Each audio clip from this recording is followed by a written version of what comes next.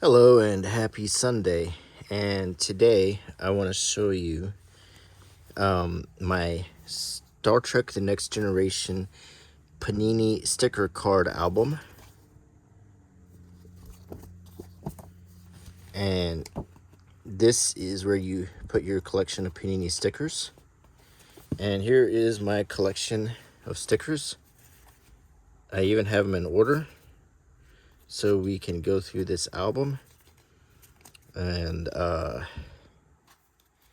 so this should be a lot of fun.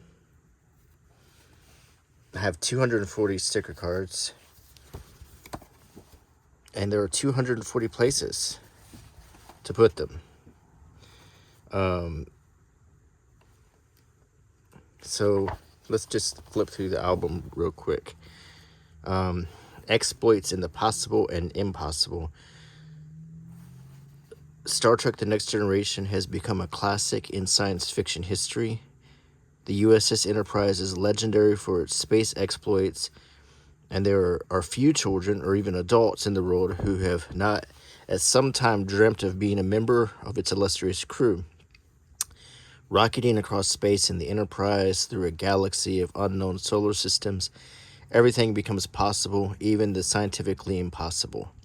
After all, it's not so long ago that people would have laughed at the mere idea of a telephone or a machine that could fly in the air. So why should we believe the matter transporter is just a fantasy? The future is just around the corner, and who knows what tomorrow might bring. So, and each page features some artwork that goes along with the show. And also Encounter At Farpoint, that was the pilot episode, and we see scenes from that episode. Code of Honor was an episode. Haven. So these are first season episodes where no one has gone before. The Last Outpost. Justice. And this was in The Last Outpost, this little machine that was controlling Picard's brain, I think. Or maybe that was the battle. Hiding Q. And that's it. They don't have The Naked Now or Skin of Evil or some of the other first season episodes. They just chose some for these cards. Okay, so without further ado, let's begin.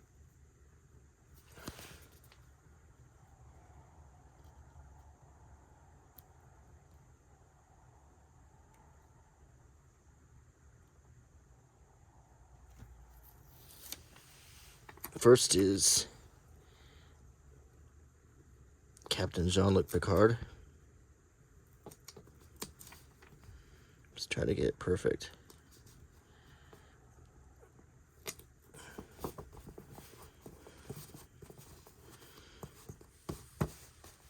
Next is Commander William Wrecker.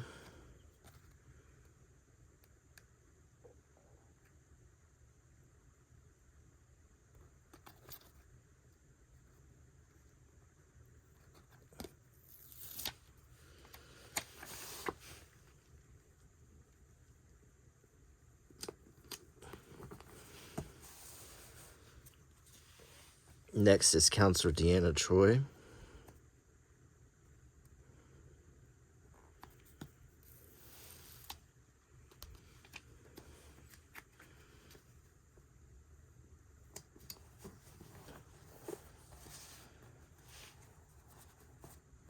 Next is Lieutenant Commander Data.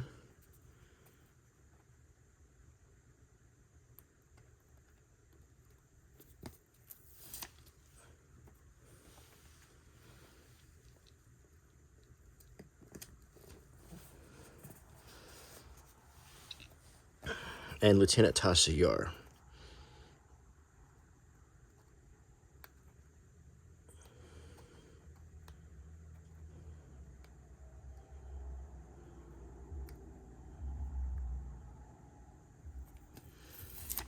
I actually met Denise Crosby once, and she was a very, very nice woman.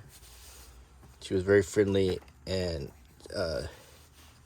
listened to me, answered all my questions, was really honest with me about why she left Star Trek. I was really pleased to meet her.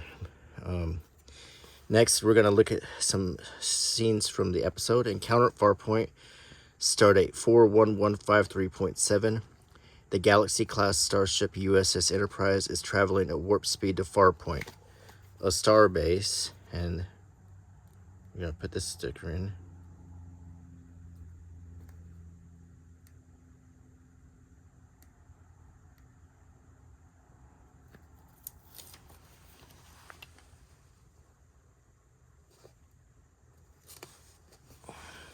A starbase in the planet Deneb 4. Suddenly, a mysterious force field appears ahead, and the starship is forced to a halt.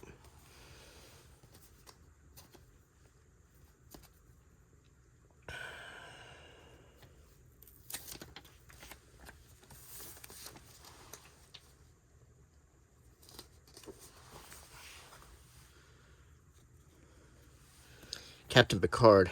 Whoop. Let's put that a little straighter. Captain Picard, head of the expedition, is just debating what to do next when, in a blinding flash,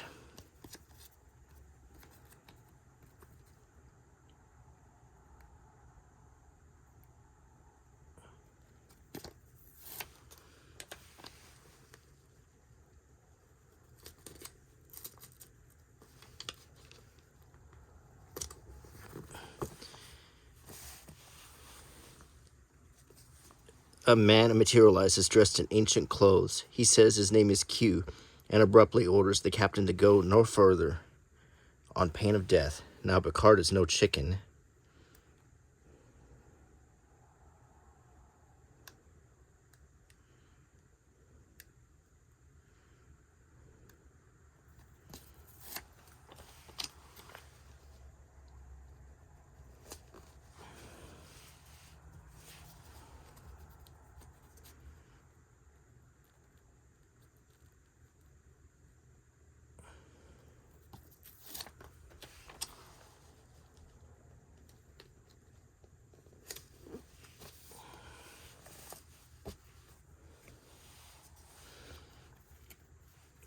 But when Q freezes one of the crew members solid with just a wave of his hand,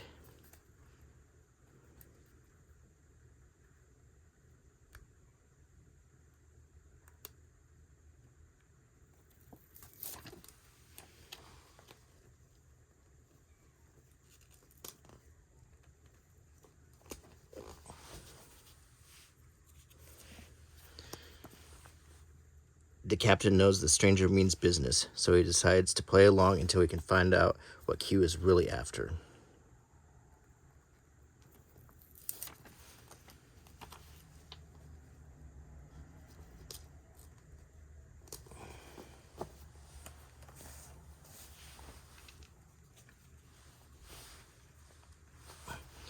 But how do you get to know a guy like this? He's a real exhibitionist, constantly changing costumes.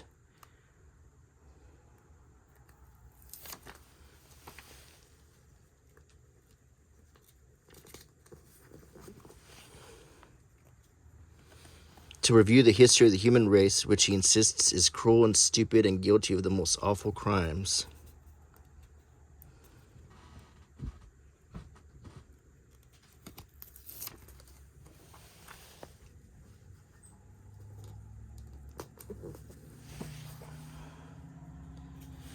At last he's gone.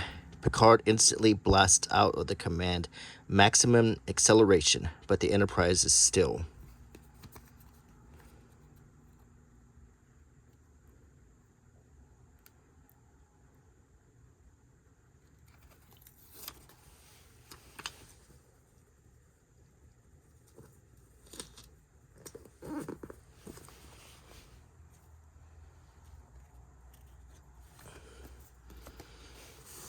In danger, so the captain separates the Enterprise's saucer section from its starboard drive section, from which he and the others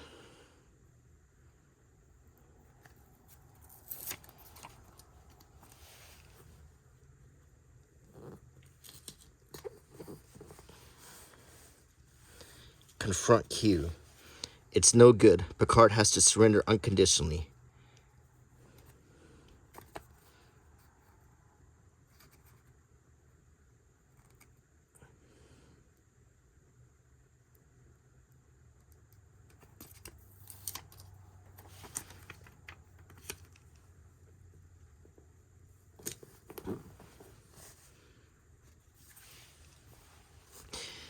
They very shortly find themselves in a huge courtroom. It looks just like a scene from the mid-21st century. All around them are crowds of yelling spectators and steel-eyed soldiers. What's going on?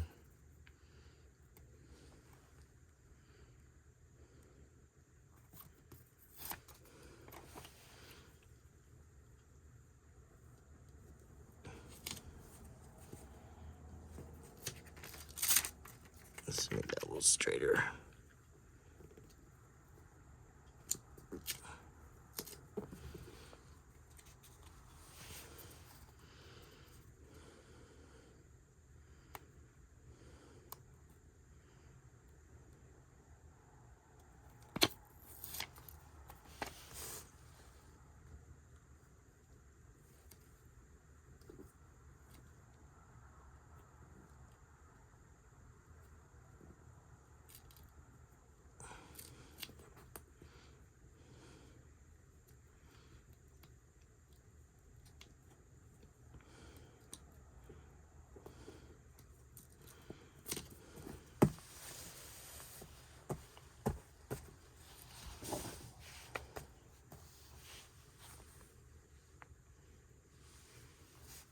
Stunned, they see a judge's bench float into the room, bearing none other than Q, wearing a judge's gown, of course.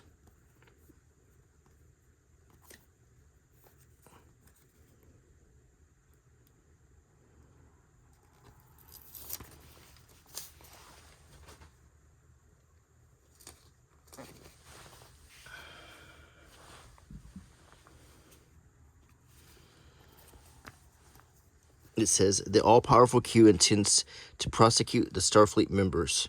The charge, simply that they belong to the human race, and the evidence goes back to times long before they were even born. Can Picard make him see reason?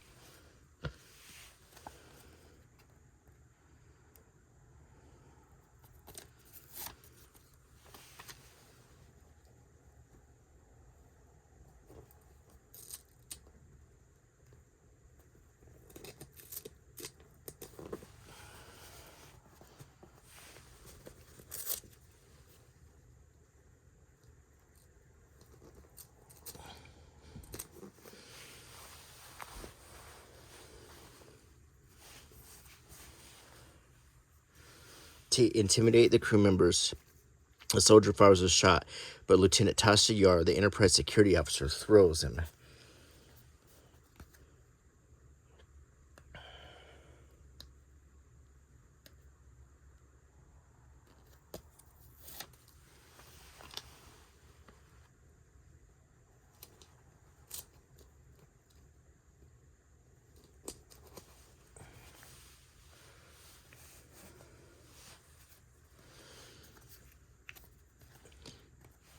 Throws him to the ground. Furious, she rounds on Q, declaring the trial to be unfair, as he's already decided their guilt.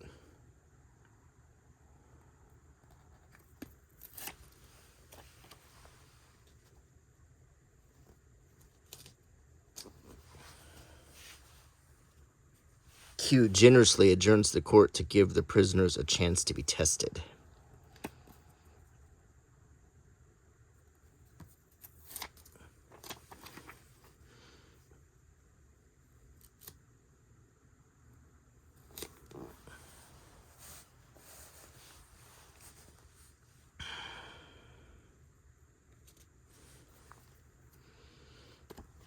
They must demonstrate that human beings are no longer greedy, bloodthirsty, power-hungry creatures. If they fail, then death is certain. The hearing is closed.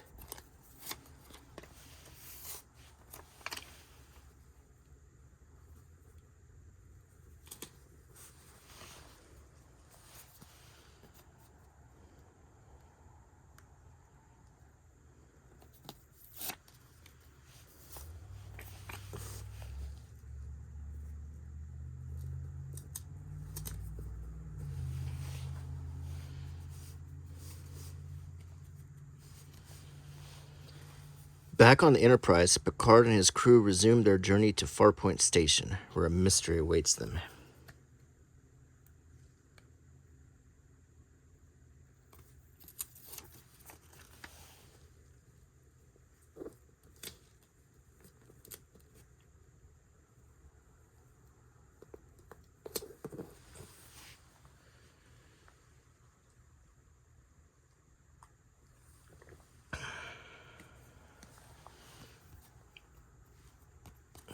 This is Farpoint Station.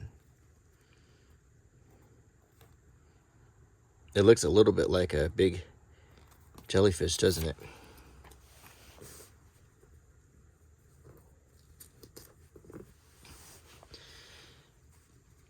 How could poverty-stricken Deneb 4 have built such a high-tech starbase as Farpoint? Already there, Commander Riker is gathering information before joining the Enterprise's first officer. Zorn, grappler of Farpoint, gives nothing away.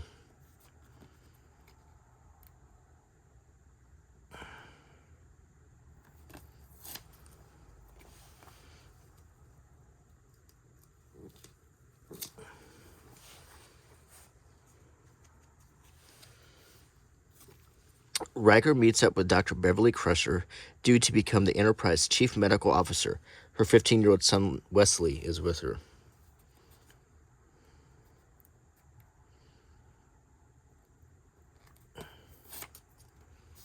Of course, when I was a little kid, Wesley was my favorite character, probably, or the character I wanted to be, because I was just at that age. Of course, well, then again, but Worf was also my favorite character too. So, Riker is standing by to be beamed up to the Enterprise from Farpoint. The operation complete, he materializes on the starship, and you can see him beaming.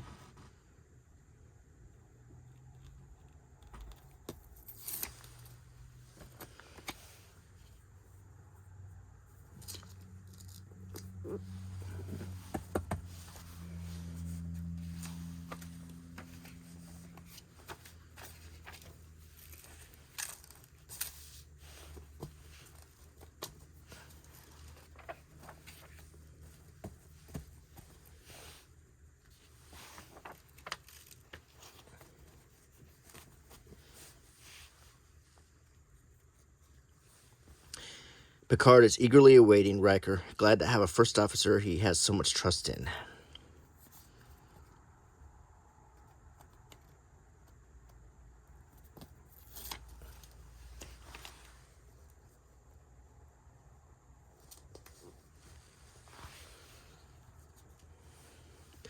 Riker reports immediately to Picard, informing him of Zorn's silence. He also tells his captain about the puzzling technology at Farpoint, and learns in return about Q.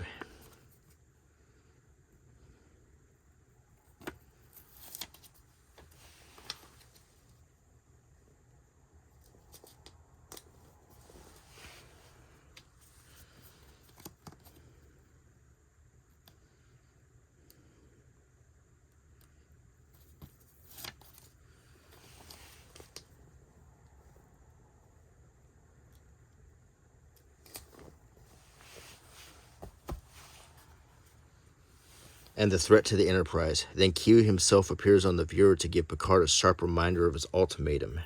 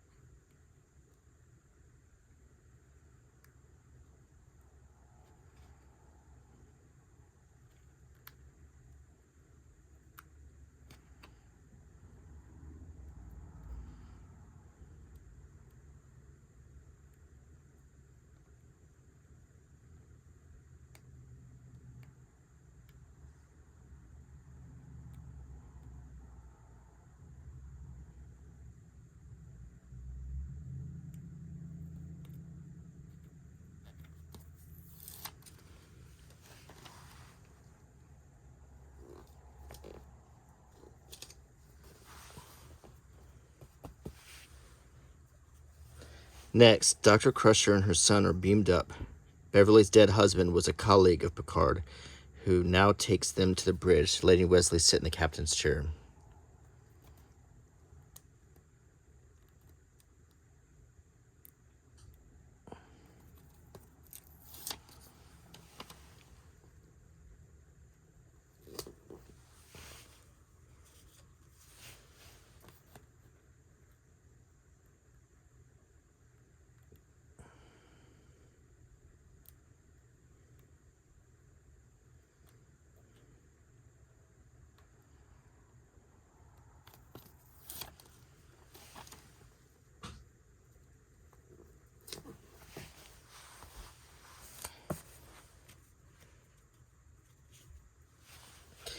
But it's time to send a patrol to Farpoint and clear up the mystery. Deanna Troy goes too. She has a strange ability to read other people's feelings, and she shudders at the feelings of pain and fear coming from the planet, and with good reason.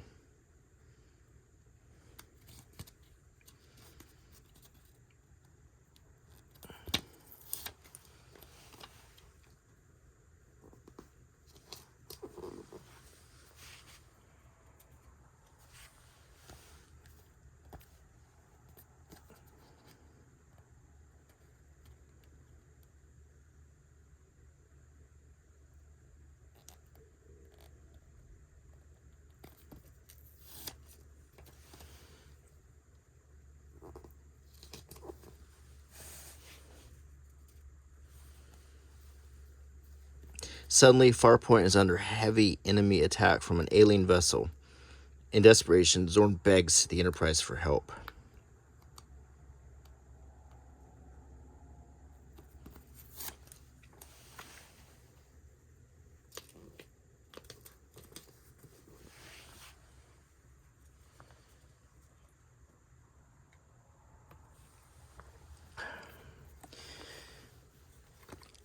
Through the raging battle, Riker and the others manage to reach Zorn. Before they carry him to safety, they ask him to reveal the secret of Farpoint, but Zorn doesn't get a chance to reply, as just then a mysterious beam dematerializes him.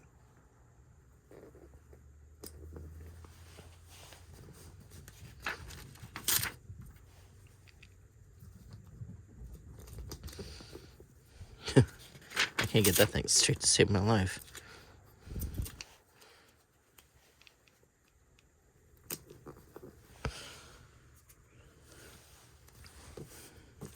The secret of Farpoint, but Zorn doesn't get a chance to reply as he's dematerialized.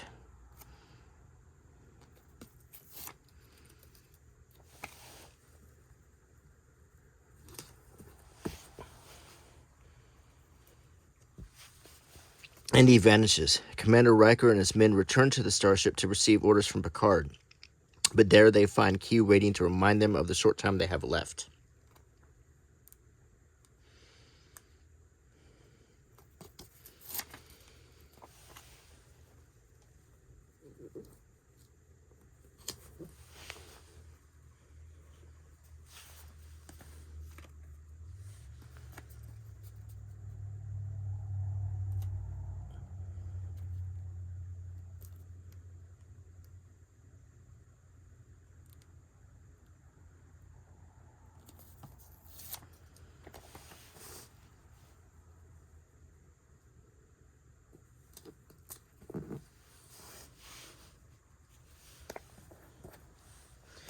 Riker and the crew members make up their minds to take one final gamble. They are then beamed to the nearby alien ship. You can see them beaming.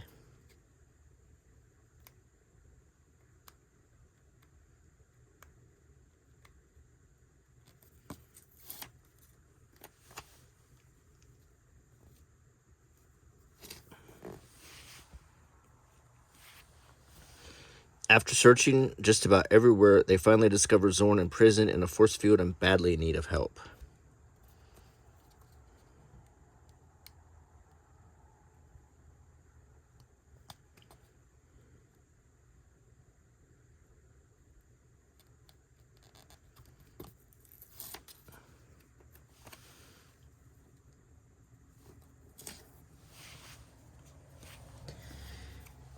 Once they have released him, they try and persuade Zorn to tell them what's causing all the problems, but Zorn's lips are sealed.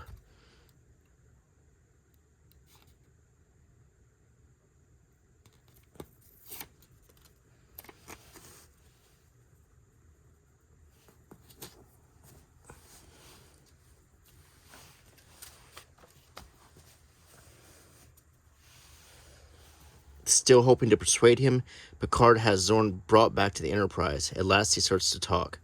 We found a huge alien who had been wounded, so we helped him in exchange for his power, he murmurs. That is how we built Farpoint Station, but I swear we've never done him any harm.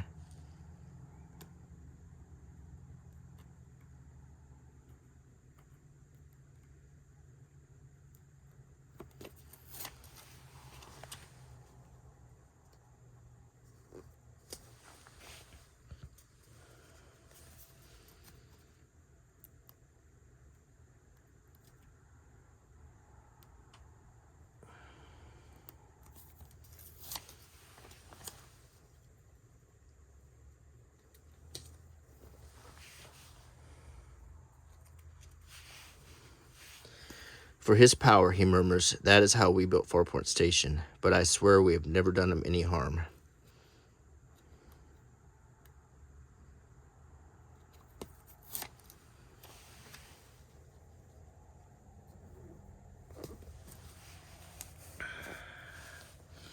Suddenly, the astonishing shape of an enormous creature appears in the sky. Everyone looks up in amazement.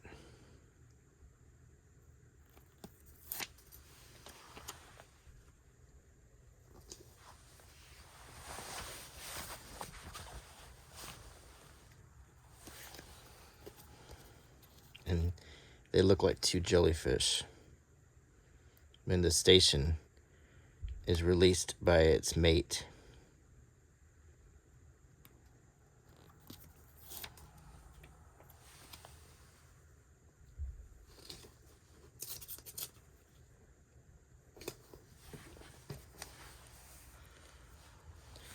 They depart together.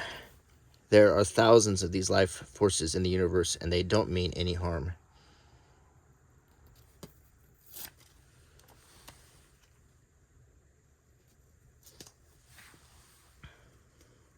Q lets the humans off the hook. He vanishes, but implies that he will meet them again.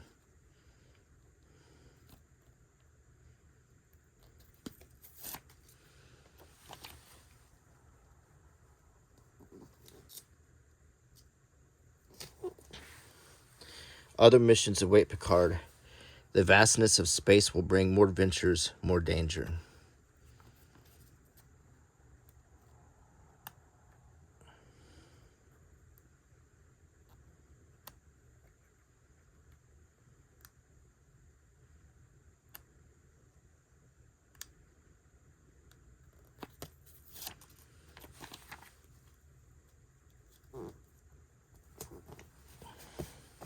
Next episode is Code of Honor. Picard and his crew have a vitally important mission on the planet Lygon 2. They must obtain a rare vaccine, the only cure for the deadly Anchises fever.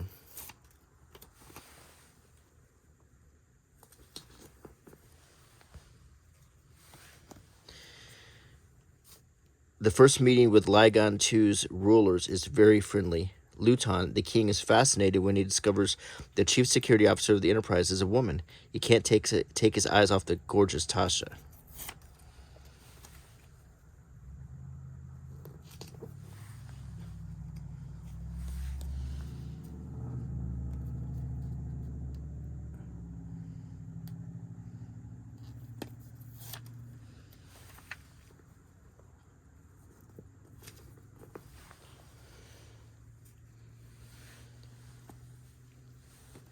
Luton requests a demonstration of Tasha's martial arts skills, and she willingly obliges.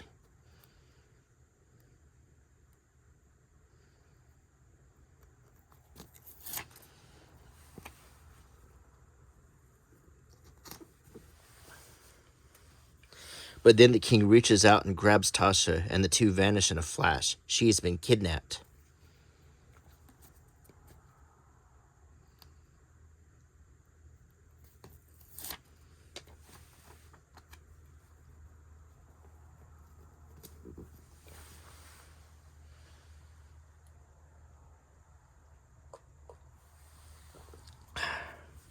Immediately, the alarms sound, but Picard is a terrible dilemma as he tells Dr. Crusher, should he try to free Tasha by force or negotiate in the hope of still getting the crucial vaccine?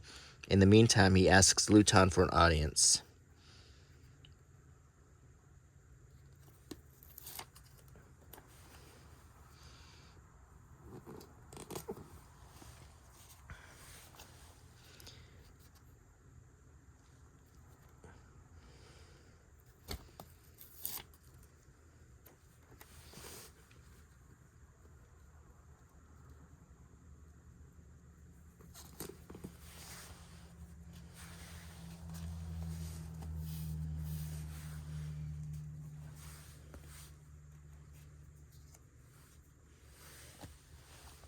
The king grants his request, allowing the captain and Deanna Troi to visit the planet and see Tasha, who is a guest in the palace.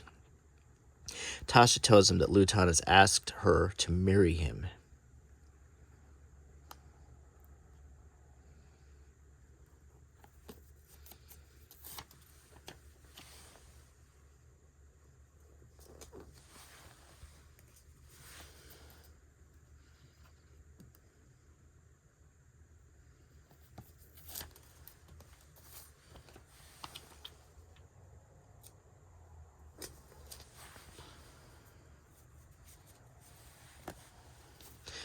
This is all the king wants, Tasha's hand in marriage. If she agrees, Picard will be supplied with a vaccine.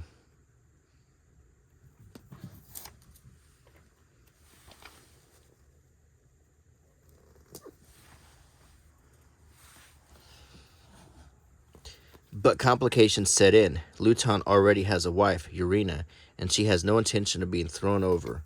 Urena challenges.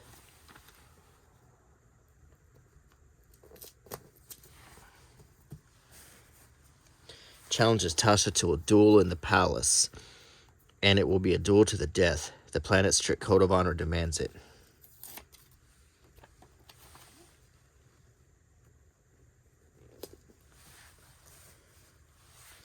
Now Tasha is in a terrible predicament. Should she kill Urena, for whom she feels no malice, or does she refuse to fight?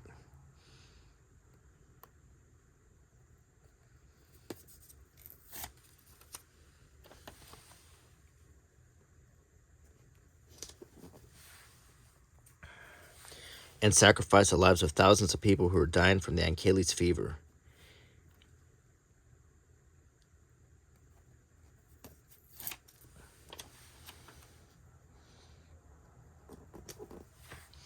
Urena's second orders the combat to commence.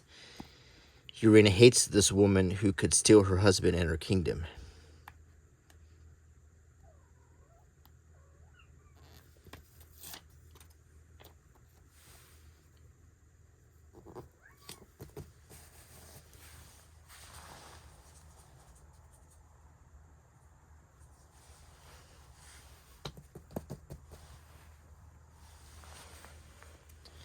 With astonishing fury, Urena flings herself into battle. She is good, but still no match for Tasha's superior fighting skills.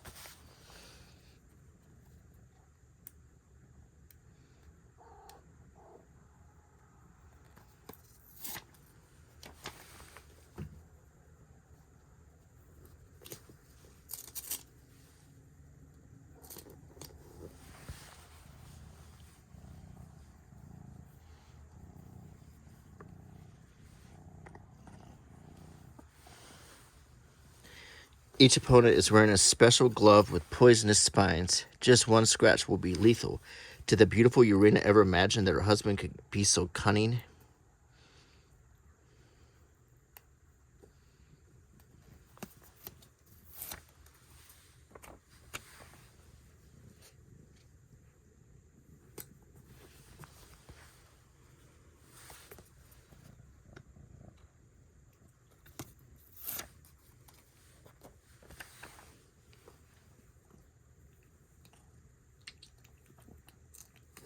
What'd you do, baby? Did you smell something funny?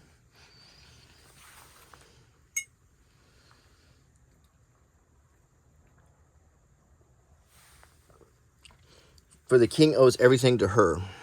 On Ligan 2, the women own the land And in Irina's case, this means the whole kingdom.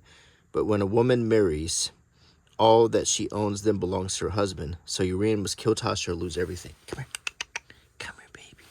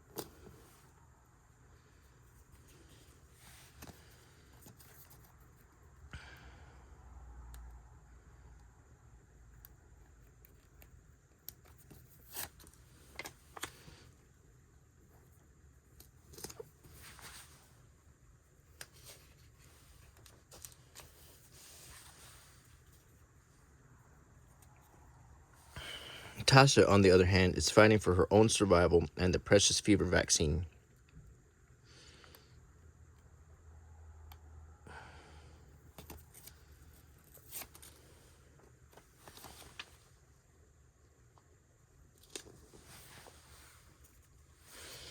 After a mighty struggle, Tasha strikes Irina with a poison glove. Is this the end for Irina?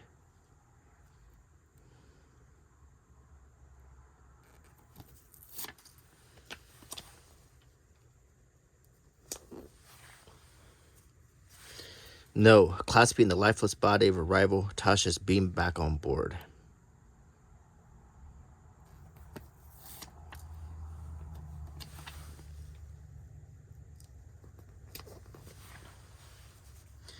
The Enterprise, where Dr. Crusher is anxiously waiting with an antidote to the poison, she restores Irina to life.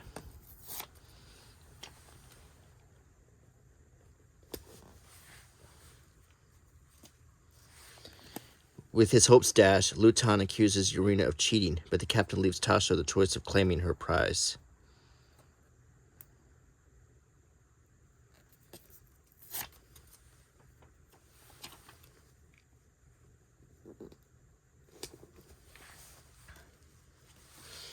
Tasha doesn't have to marry the king anymore because she revived Irina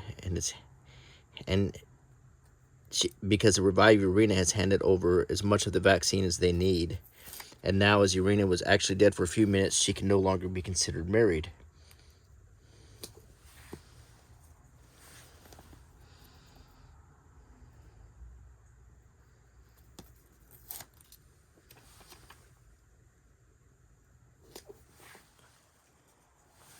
She is free and all of her lands are hers once more, and she is also free to marry again, this time to the faithful Hagen.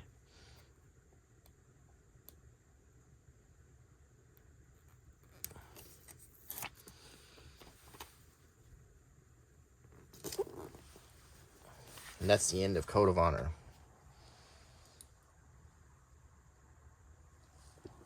Next episode is Haven. The Enterprise is making for the planet of Haven when a big black chest arrives and speaks.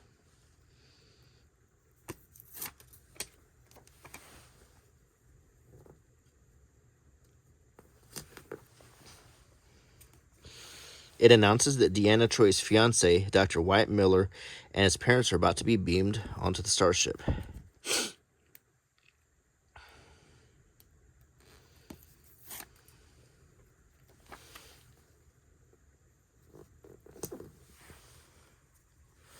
Deanna is speechless. She had completely forgotten about the marriage her father arranged for her as an infant.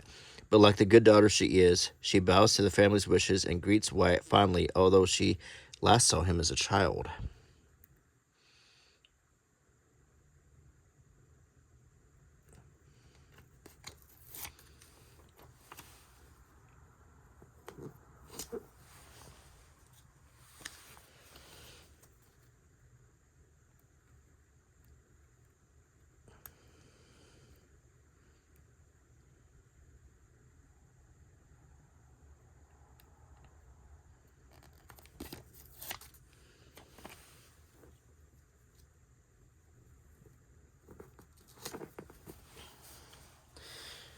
Then Mrs. Troy, Deanna's mother, beams in with her servant, since Deanna's father died many years before. But what an embarrassing loudmouth Loxana Troy is. Like her daughter, she can sense other people's feelings and thoughts, but very indiscreetly she blurts them out all over the place.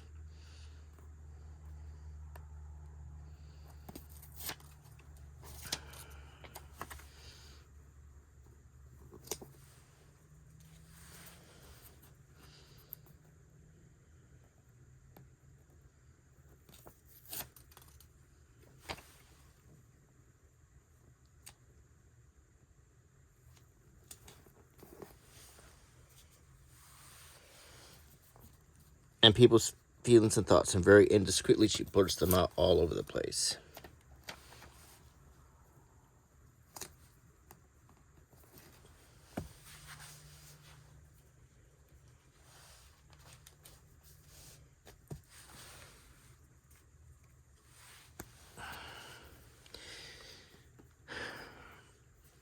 Let's leave Deanna and her guests for a moment. Picard has just received an urgent message from Haven.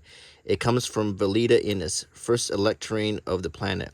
An unidentified space vessel has been sighted traveling towards them.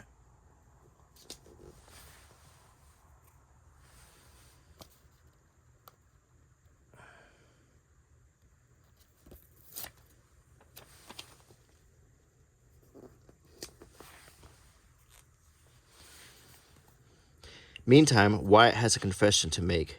Until just now, he had been convinced that Deanna was the girl whose face has been appearing in his dreams and drawings for many years. He shows Deanna one of the portraits of the girl.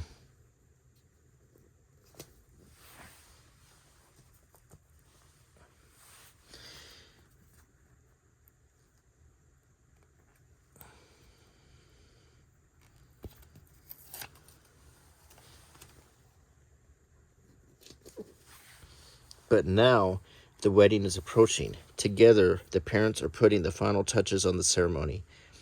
Actually, the two mothers can't stand each other.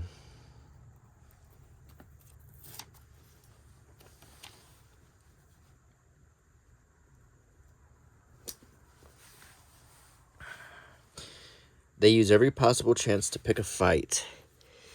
Even during the pre-wedding banquet for crew members, Deanna hasn't seen her mother for a long time and is mortified when she blabs out everyone's private thoughts and emotions.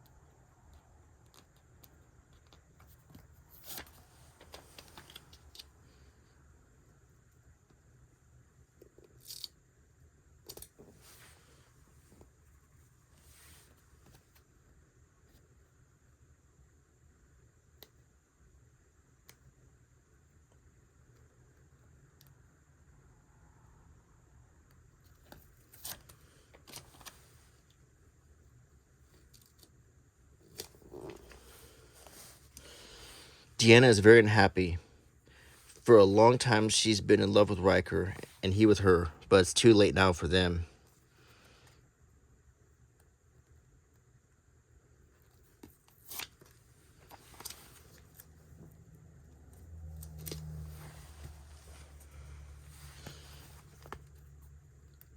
it's too late for them to do anything about their feelings. The dutiful Deanna will marry Wyatt. He's a fine young man, but not the man of her choice. The Enterprise spots the mystery vessel making for haven. Finally is identified as a craft belonging to the last of the Tyrellians.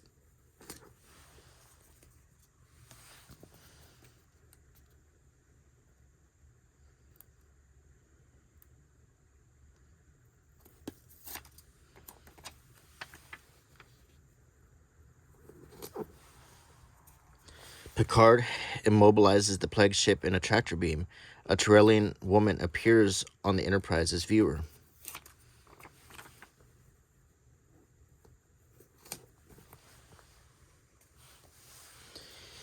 Wyatt instantly recognizes her as the girl of his dreams. He doesn't hesitate, but kisses Deanna goodbye and leaves with the medical supplies the Tellarians really badly need.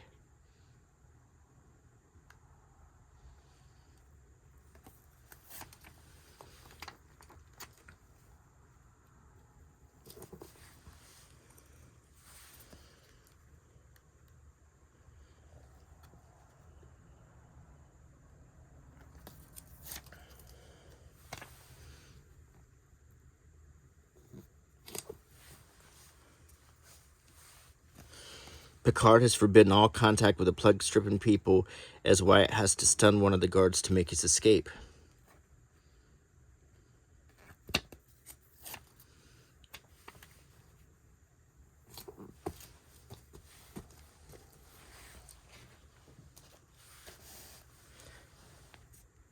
With his way now clear, Wyatt stands on the dematerialization pad and is beamed away.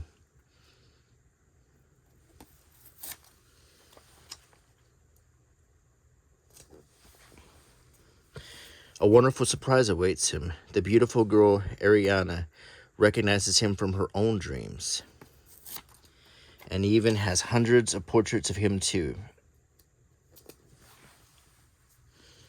She knew all along that one day she would meet the man of her heart's desire.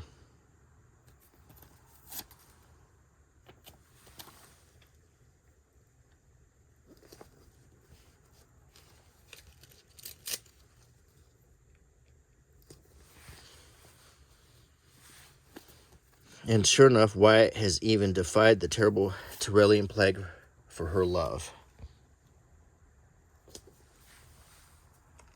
Back on the Enterprise, Wyatt's parents bid him a final fond farewell into the viewer. They did have other plans for him,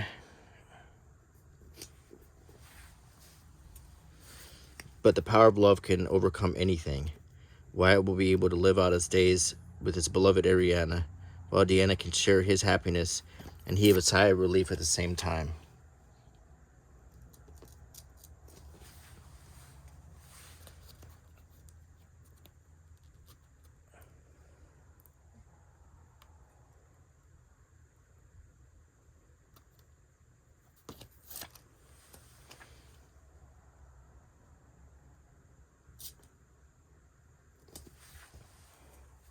Now she must say goodbye to her mother. She may be embarrassment, but she's still her mother.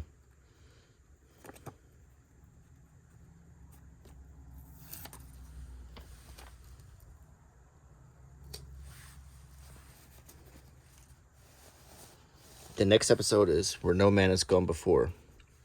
The crew of the Enterprise are expecting visitors. 2 propulsion experts have been invited aboard to conduct experiments.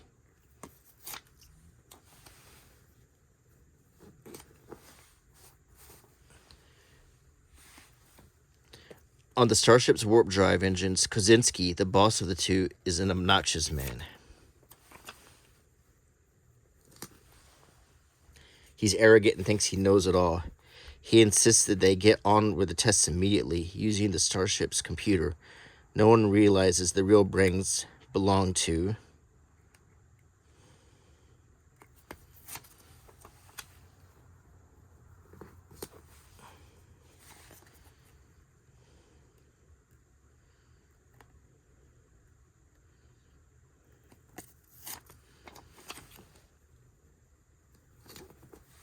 his assistant, a nameless humanoid Alien. No one bothers him about it.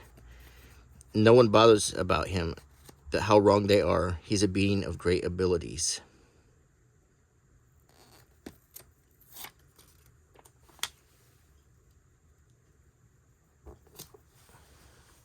Wesley Crusher is the first to catch on as he watches the alien working at his computer. As the assistant works over the keyboard, whole areas of his body vanish and then reappear.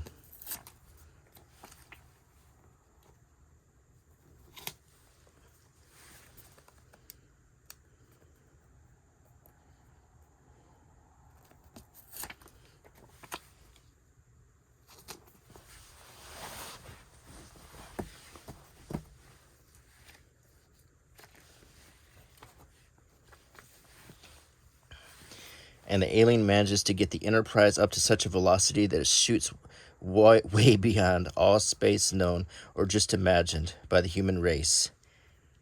No one can figure out how this can be done. Meanwhile, Wesley wants to know.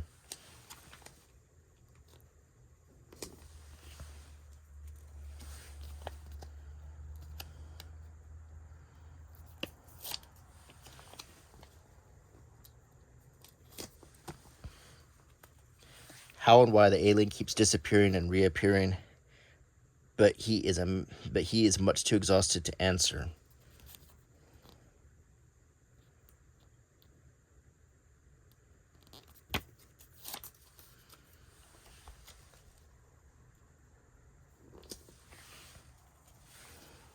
Thanks to the alien genius, the starship has reached a dimension where space, time, and thought are all one and the same.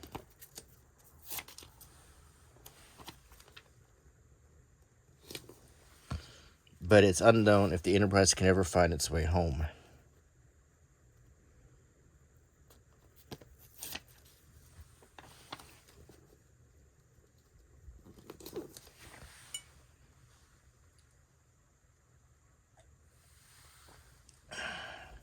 Odd things start to happen. Secret dreams are coming to life. For Picard's, it's a fear of the void.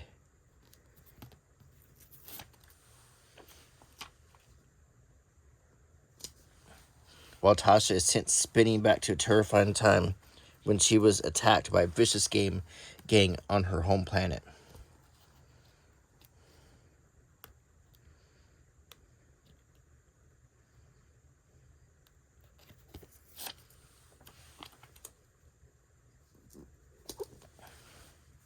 On the other hand, another crew member enacts his secret dreams by playing in a centuries-old symphony orchestra.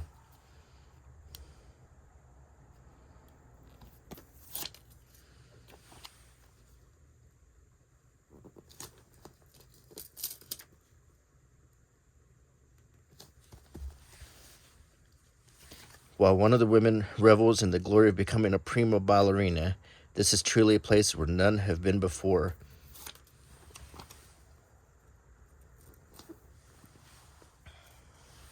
Here the impossible becomes possible.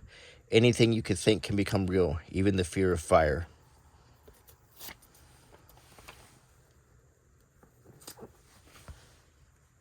Picard and Riker have had enough. They want to turn back now, before it's too late, if they can.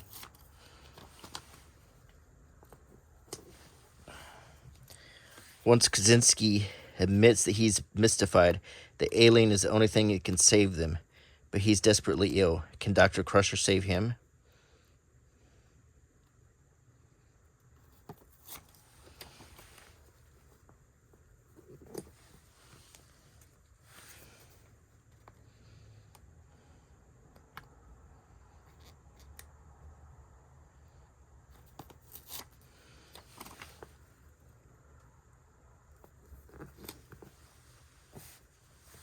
Finally, she tries giving him an atomized stimulant and he begins to regain consciousness.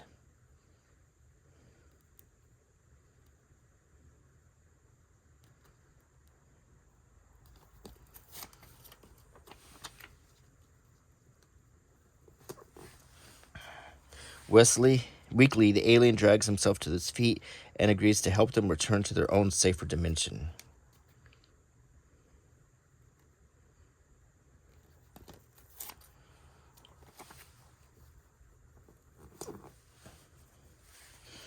Supported by Riker and Picard, he makes for the Enterprise main engineering room and the computer.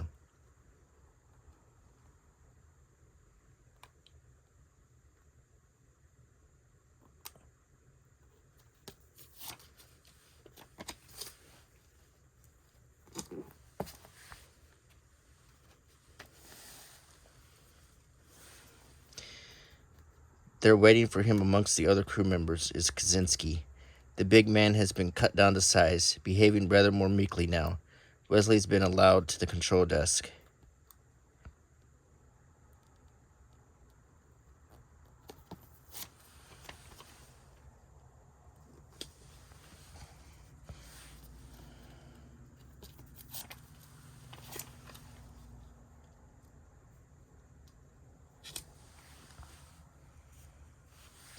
The alien has spotted fantastic potential in Wesley and advises Picard to encourage his computer talents.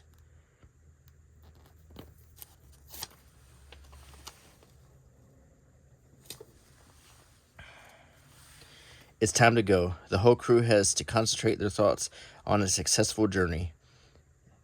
Then, with unbelievable warp speed, the Enterprise returns to the known universe, but as they pass into our dimension, the alien vanishes for good. Picard gives Wesley a pat on his back.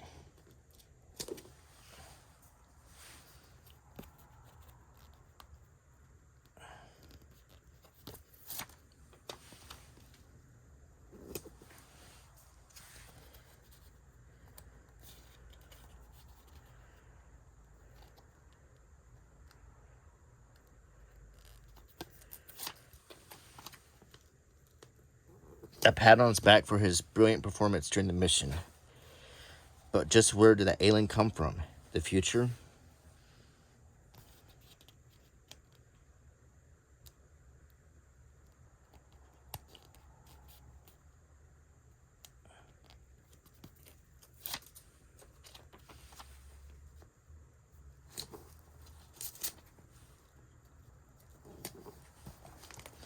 The next episode is The Last Outpost.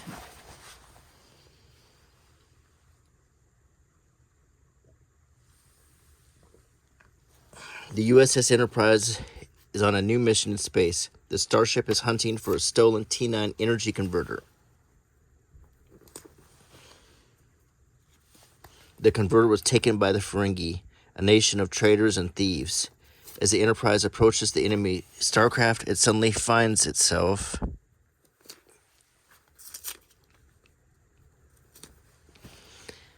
locked by a force field.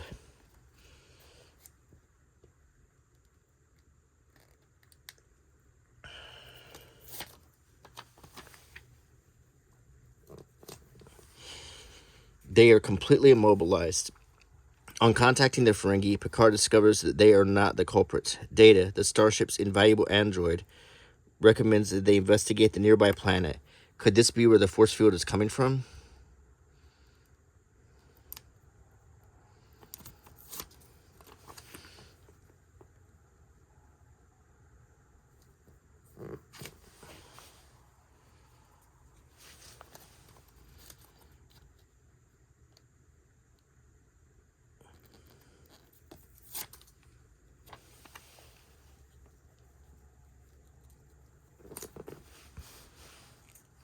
With a handful of officers, Riker is beamed down to the planet's savage, hostile surface.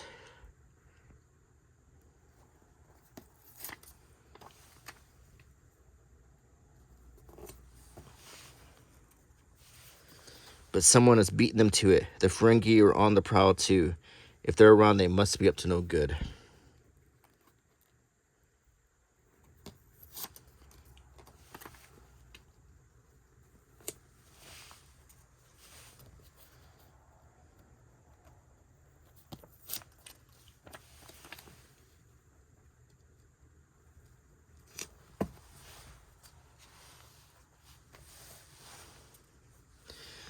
And they waste no time in living up to their reputation by attacking the Enterprise crew.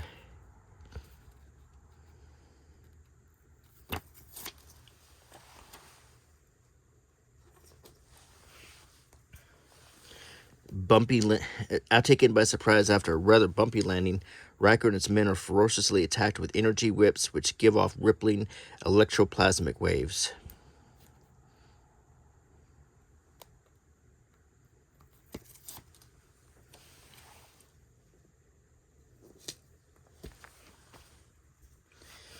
With no time to organize their defense, they are at the Ferengi's mercy. Soon, even Riker is badly hurt and falls unconscious.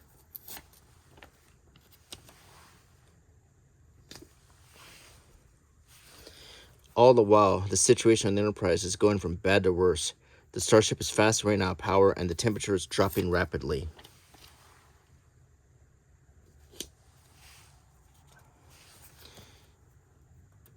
If there's no change, it's only a matter of hours before they will all soon perish.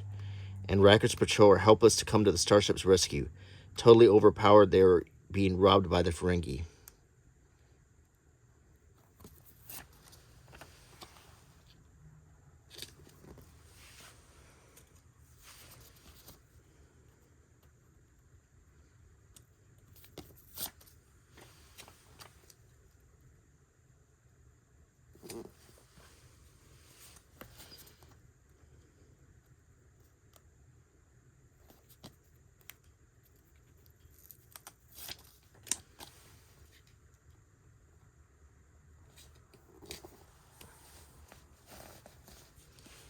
But all is not lost.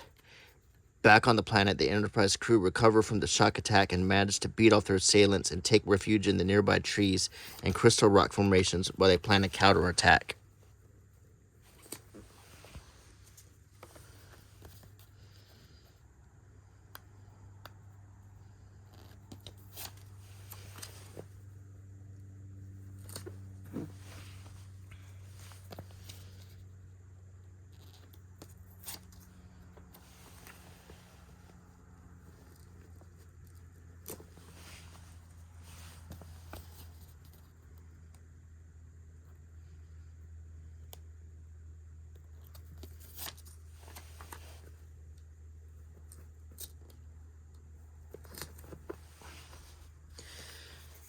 The outcome of the battle hangs in the balance until Tasha arrives on the scene.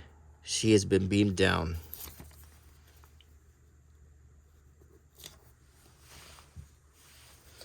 To the planet only a few hundred yards from the action. She trains her phaser on the Ferengi. It's far more powerful than anything they've got.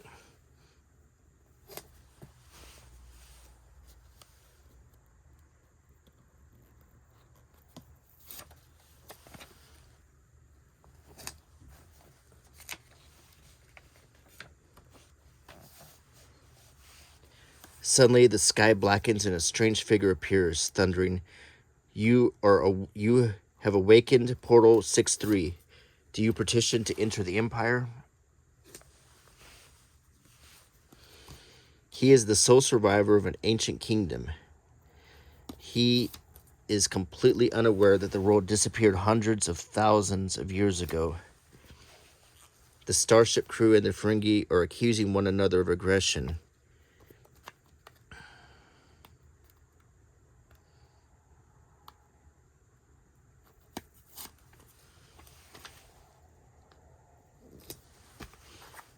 So the old man tests their character by suddenly flinging a weapon at Riker. It passes just a whisker away from his face.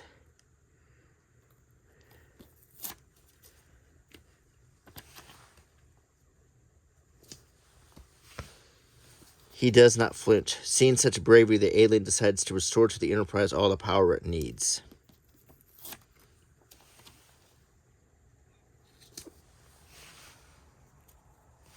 In fact, the energy block had come from the planet in the first place. In an act of mercy, he also frees the Ferengi.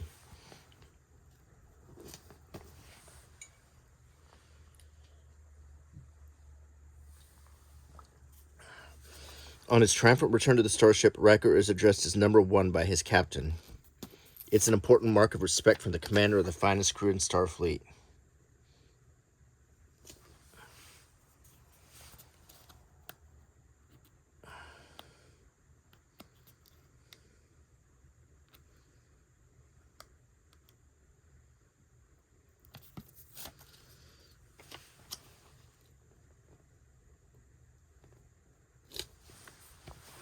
The next episode is Justice.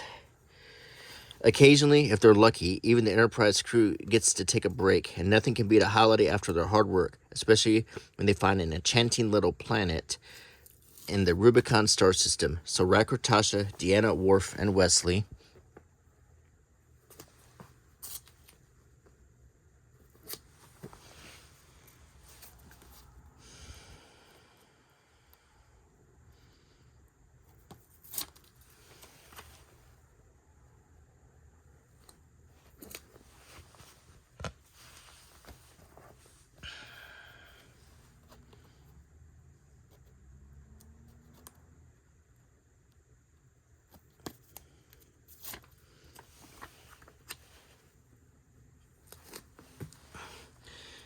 have themselves beamed down. Waiting for them are an attractive golden-haired young man and woman called Leator and Revan.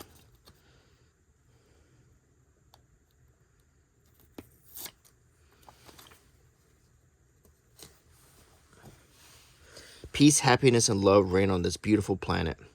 Their welcoming embraces are very friendly.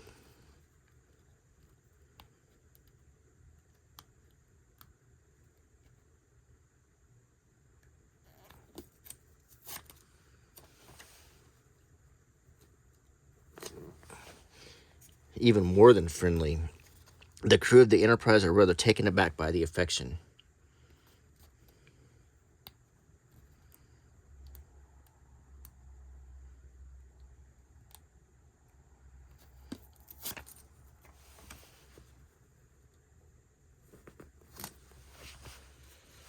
But certainly seem to enjoy the local customs. But young Wesley wants some company near his age.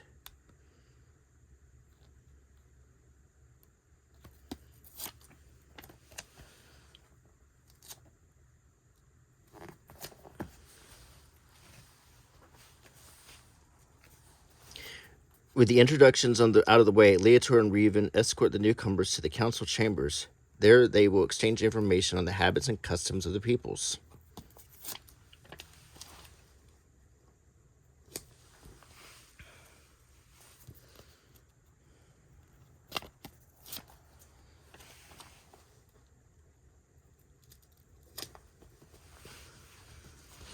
While Wesley finds some pals his own age who invite him to come and play ball with them.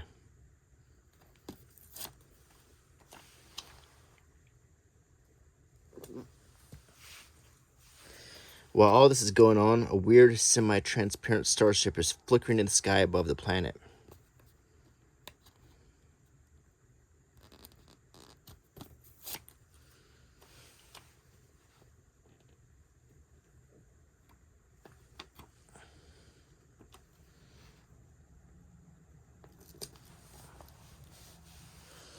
Suddenly, a swirling blob of light emerges from the mystery entity and penetrates the main bridge of the Enterprise.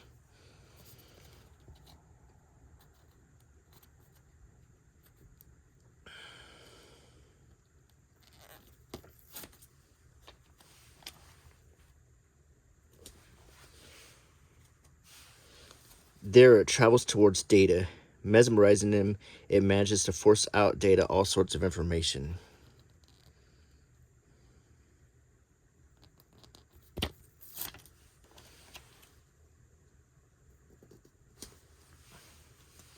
Back on the planet, Wesley and his newfound friends are having a great time playing ball in the fields.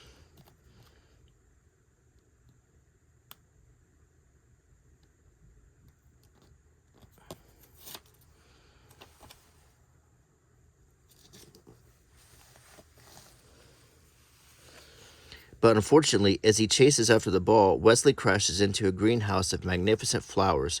Bruised but still in one piece, Wesley wants to smooth things over.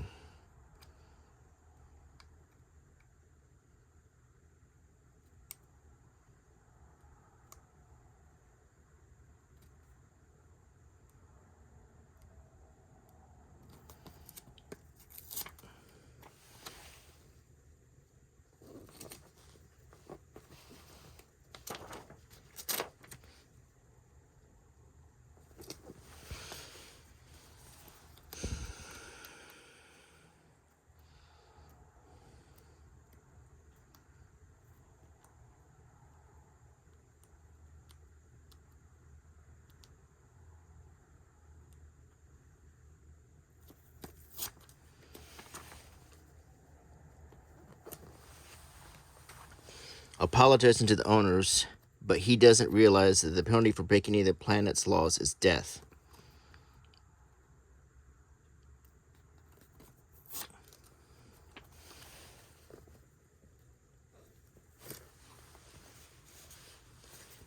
And the greenhouse was in a forbidden area. 2 mediators, Haven law enforcement officers, arrive at the scene of the crime. Wanting to carry out the sentence immediately, luckily Riker and his crew appear and train their phasers on the mediators, saving Wesley from certain death.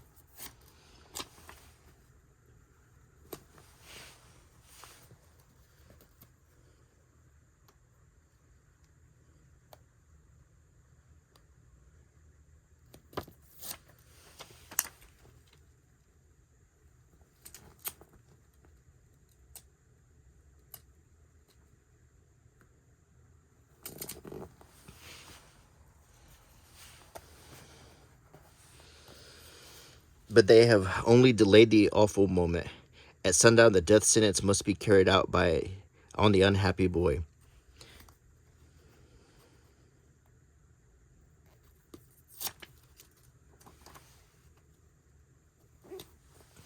Meantime, on the Enterprise, Beverly is reviving Data, unconscious after the amazing experience with the luminous ball.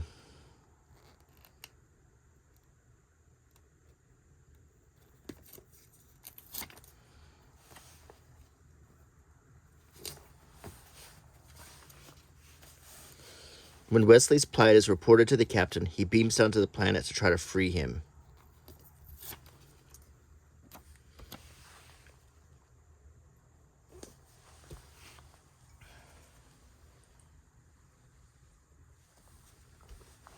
In an effort to have Revan identify something for him, he invites her on board the Enterprise.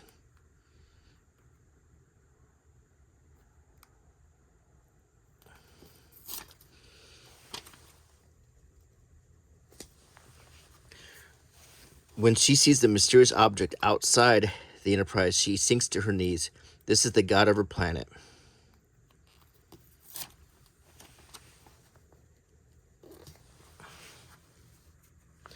A strange source of protection, which, thinking the Enterprise may be a threat, has moved in for a closer look.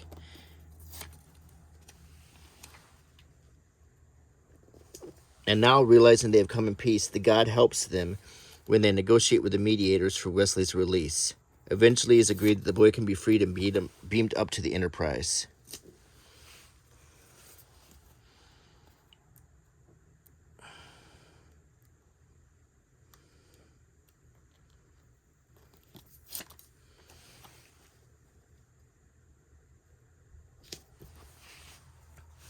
For Wesley, the ghastly adventure is now well and truly over. He runs to hug his mother, who has been through hours of agony.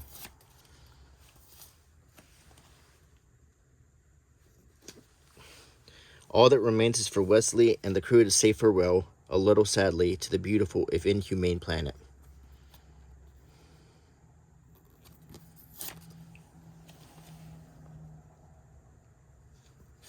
And the next episode is Hiding Q. Do you remember Q and his promises to the return? The Starship's viewer has just picked up Q's sparkling force.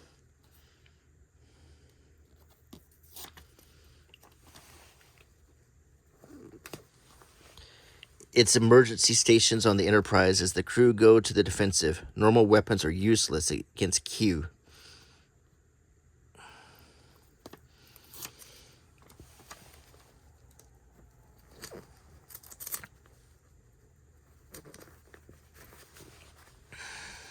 Against Q's powers.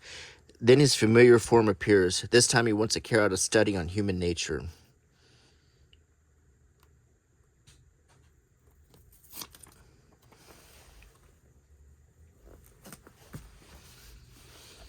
And with this in mind, he transports Riker and the bridge crew against their will to an unknown planet.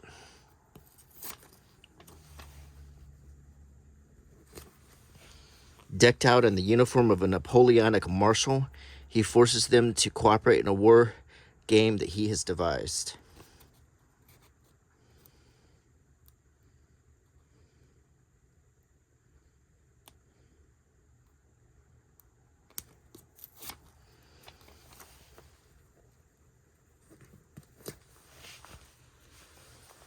Furiously, Tasha gives Q a piece of her mind, only to find she is promptly returned to the Enterprise.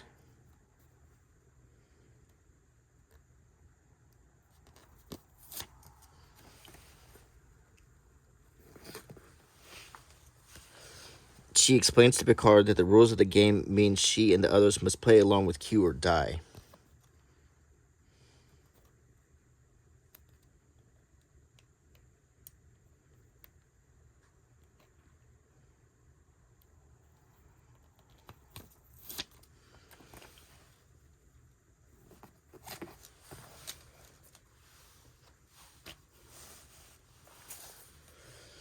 Q has done things on a lavish scale, surrounding himself with monstrous humanoid soldiers in Bonapartist uniforms.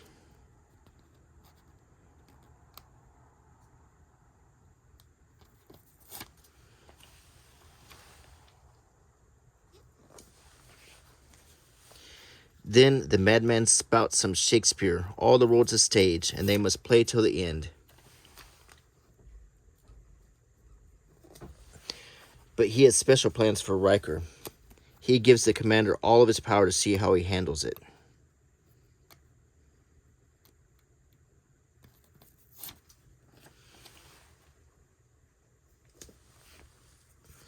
This means Riker can free himself from the soldiers who try and blast him with their muskets.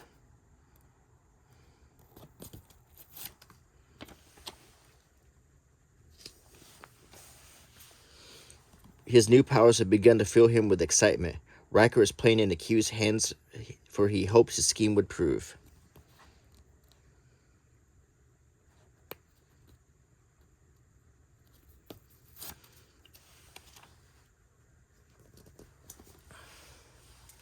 The weakness of human willpower. The deal is that in exchange for the gift of power, Riker must be absorbed into the Q's being and reveal all the secrets of humankind.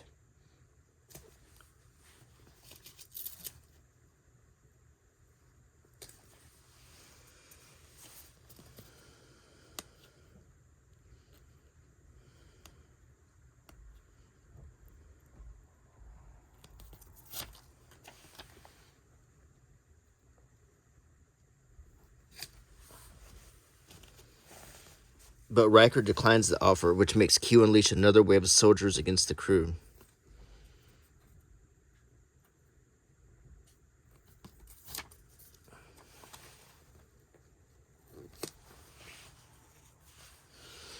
This time it's a massacre. Worf is slain by one of the ferocious androids, and sadly the same fate awaits young Wesley.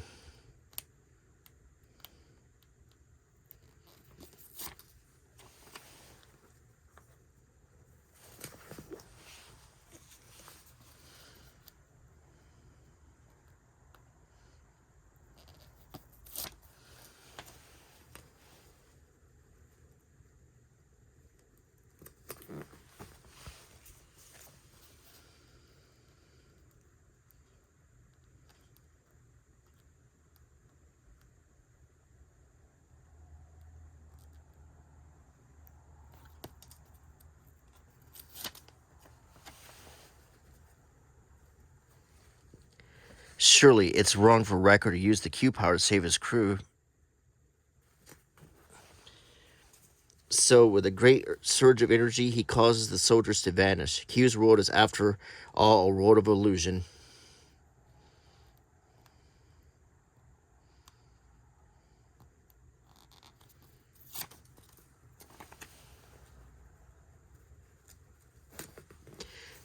The dead come back to life. The whole crew now travel with Riker to a nearby planet where the base has been ripped apart by an explosion of methane gas.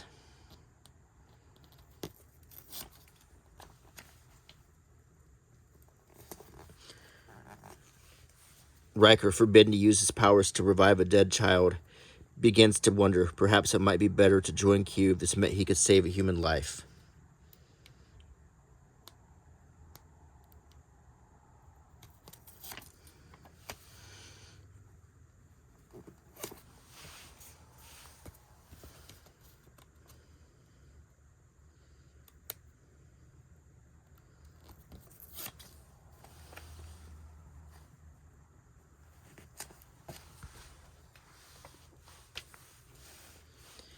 Q has not given up on Riker and appears on the Enterprise dressed as a pious-looking monk. He plans to trap Riker by tempting him to use his powers to grant everyone's secret wish.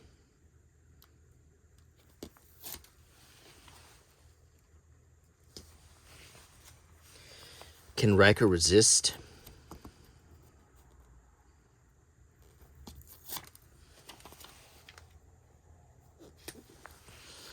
Wesley is desperate to be a grown-up, and in a split second, he changes into a handsome 25-year-old Starfleet officer.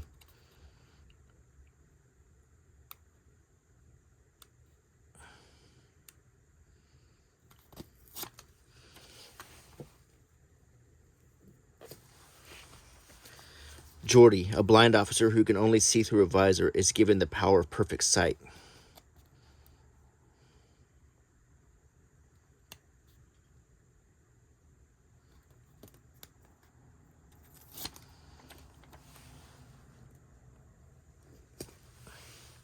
Worf, pining for his own kind, is given a woman from his race, but all the crew manage to refuse the gifts.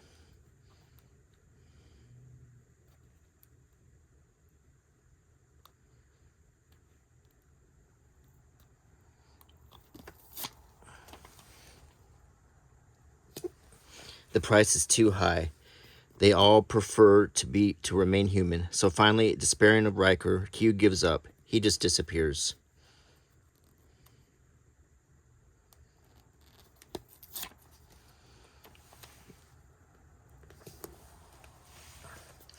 Human willpower was stronger than his powers after all, and Riker accepts that his place is on the Enterprise, as a human seeking out new worlds and new life forms throughout the galaxy.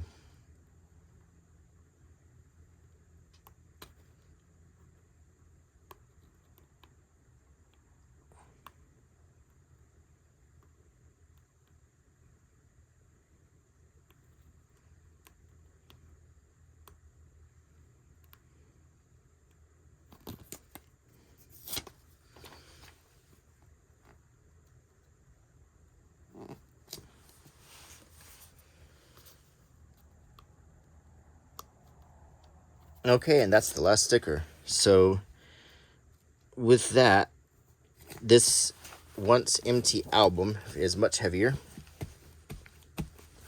And now, there's a storybook, complete with pictures and a story.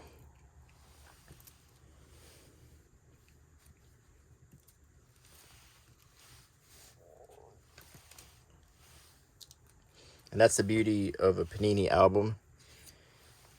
You can transform this blank book into a fascinating storybook that recounts some of the best episodes from the first season of Star Trek: The Next Generation.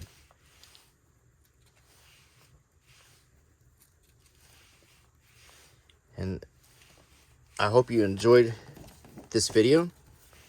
And if you like my channel, please subscribe, click the bell icon, give me a thumbs up, and leave a comment. Until next time, bye.